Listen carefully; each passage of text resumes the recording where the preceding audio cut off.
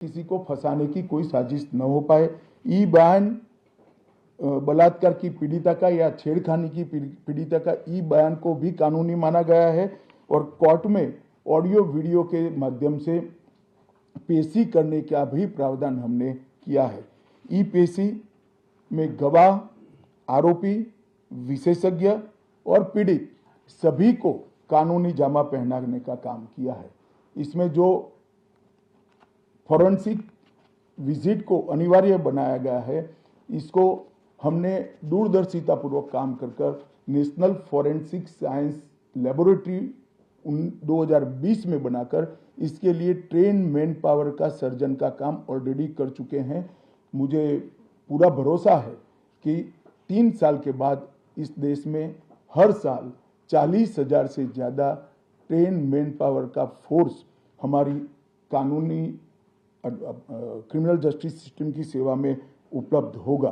Conviction का ratio इसके माध्यम से 90% तक ले जाने का हमने प्रावधान किया है और फॉरेंसिक इंफ्रास्ट्रक्चर को बढ़ाने के लिए अभी हमारी कैबिनेट ने निर्णय किया है और 9 राज्यों में फॉरेंसिक साइंस यूनिवर्सिटी के कैंपस खोले जाएंगे और 6 सेंट्रल फॉरेंसिक लेबोरेटरीज को भी हमने करा है।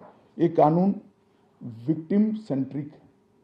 पहले दिनों तक किसी को पुलिस ले जाती थी, परिवार वालों को कोर्ट में आना पड़ता था। अब हमने कंपलसरी किया है कि हर थाने में रजिस्टर होगा और ई रजिस्टर भी होगा कि कौन सा अपराधी पुलिस की कस्टडी में है, जिससे हेबियस के माध्यम से कोर्ट में नहीं जाना पड़ेगा।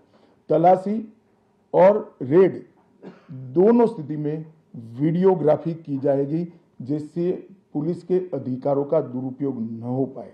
और हमने अपराधियों को बेल को भी लंबे समय तक लंबित केसों में कानूनन बना दिया है, जिसमें एक निश्चित समय मर्यादा अपराध के अंदर जो सजा है उसके अनुपात में हो जाने के बाद जेल सुपरिटेंडेंट की जिम्मेदारी होगी कि इसको बेल पर रिहा किया जाए।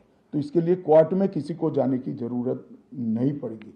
इसमें विक्टिम को अपनी बात रखने का मौका मिलेगा, इंफॉर्मेशन का अधिकार मिलेगा और नुकसान के लिए क्षतिपूर्ति का भी अधिकार पहली बार भारतीय कानूनों में हम करने जा रहे हैं।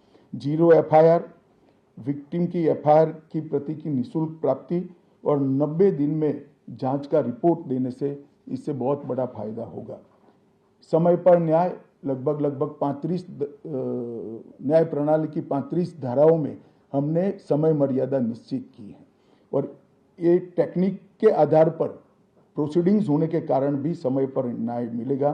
3 दिन में FIR दर्ज करनी है, 7 दिन के भीतर जांच रिपोर्ट पीड़िता के सार्वजनिक करनी है, 60 दिन के अंदर ही अपराध तय करने हैं और घोषित अपराधियों के खिलाफ 90 दिन के अंदर मुकदमा कायम करना है और आपराधिक मामलों में मुकदमे की सुनवाई के बाद ज़्यादा से ज़्यादा 45 दिन के अंदर जजमेंट की घोषणा करनी है। तो कई जगह पे हमने समय को कम कर बाध्य कर हमने जल्दी से न्याय मिल पाए इस दिशा में काम किया है। हमने 3 वर्ष से कम कारावास में 60 वर्ष से अधिक उम्र में के लोग जो है, इसमें पुलिस अधिकारी की पूर्व अनुमति अरेस्ट के लिए अनिवार्य करी है। गिरफ्तार व्यक्ति को 24 घंटे में मजिस्ट्रेट के सामने ले जाने का प्रावधान भी कानूनी बनाया है और 20 से ऐसी ज़्यादा धाराएं हैं जिसमें पुलिस की जवाबदेही हमने सुनिश्चित करी है। पहली बार PE का भी हमने प्रावधान इसके अंदर किया है।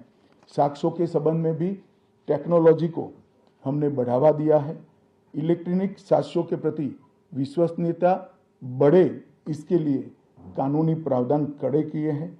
सर्वर लॉग, स्थान संबंधी साक्ष्य और वॉइस मेल, ये सब की व्याख्याएं की गई है। अब न्याय प्रक्रिया संविधान की 8वीं अनुसूची में आने वाली सभी भाषाओं में काम करती हो जाएगी। हमारी स्थानीय भाषाओं के लिए बहुत बड़ा फैसला है।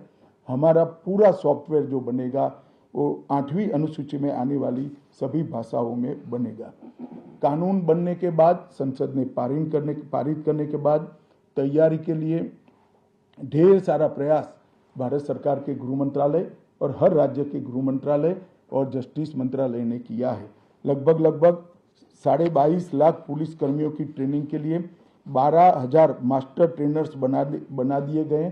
कई इंस्टीट्यूशन को अधिकृत किया गया और 23,992 मास्टर ट्रेनर अब तक ट्रेन हो चुके हैं। जुडिशरी में 21,000 सबऑर्डिनेट जुडिशरी का ट्रेनिंग हो चुका है और इसके लिए भी आगे पर मास्टर ट्रेनर्स की कई बैच स्थानीय भाषाओं में तैयार हो गई है। 20,000 पब्लिक प्रोसिक्यूटर्स को ट्रेन किया गया है और लगभग हर प्रोसिक्यूटर को एक ऐप दे दिया गया है और नए कानून छापे हुए दिए गए हैं कि पुरानी धारा कौन सी थी, नई धारा कौन सी है। प्रिजन के 51,224 कर्मचारियों का ट्रेनिंग हुआ है और फॉरेंसिक के 4,000 कर्मचारियों का ट्रेनिंग हुआ है। कुल मिलाकर ट्रेनिंग की संख्या पुलिस में 6 लाख, प्रोसिक्यूशन में 4,000, जुडिशरी में लगभग 20,000, फॉरेंसिक में भी 4,000 और प्रिजन में 10,868 मास्टर ट्रेनर अभी काम कर रहे हैं।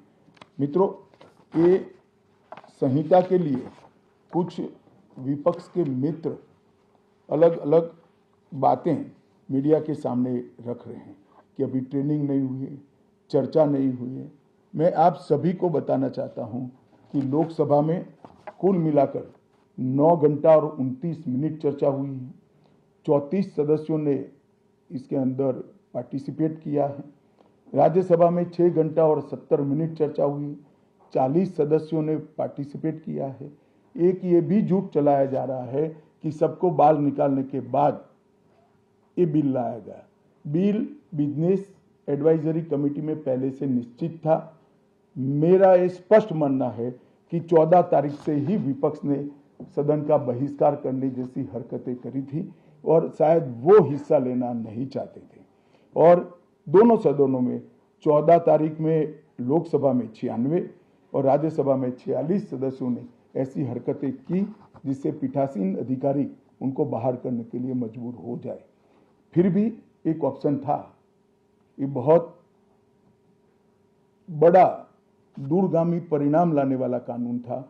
वो एक कानून के लिए स्पेशल अंदर आकर चर्चा में अपना मत रख सकते थे। इसके पहले भी मैंने 2020 में सभी सांसदों को पत्र लिखकर उनके सुझाव मांगे थे।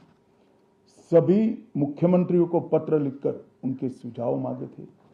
सभी सुप्रीम कोर्ट के सम्मानीय न्यायाधीशों को पत्र लिखकर उनके सुझाव मांगे थे। सभी हाई कोर्ट के चीफ जस्टिस को पत्र लिखकर सुझाव मांगे थे।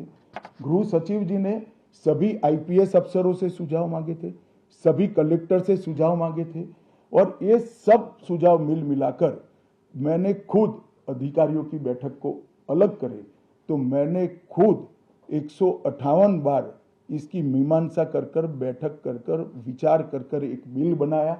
ये बिल को भी संसद ने ऐसे ही पारित नहीं किया है। गृह विभाग की समिति के पास ये बिल को भेजा गया। 2.5 महीना या तो 3 महीना इस पर विशद चर्चा हुई। सभी दल के सांसदों ने इसके अंदर हिस्सा लिया है, अपने सुझावों को रखा है। 4-5 पॉलिटिकल स्टाइल के सुझाव छोड़कर मैं दावे से कह सकता हूं हर सुझाव को समाहित कर 93 बदलाव कर बिल को फिर से कैबिनेट ने पारित किया और पारित करने के बाद सदन के सामने रखा गया।